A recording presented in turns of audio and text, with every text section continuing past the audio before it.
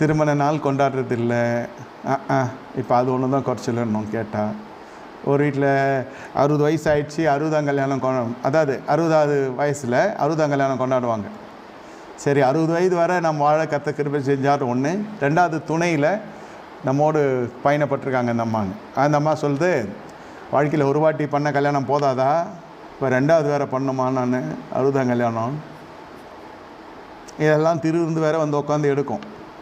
இது கொடுத்து தான் ஆகணும், இல்லைன்னா சபை விட்டு போயிடும். அதனால் பாவம் போதகமாக இருக்க என்ன செய்வாங்க, கொடுத்துருவாங்க. இது வீட்டில் ஏதாவது வீட்டில் பணம் மட்டும் இல்லை செழிப்பு என்பது.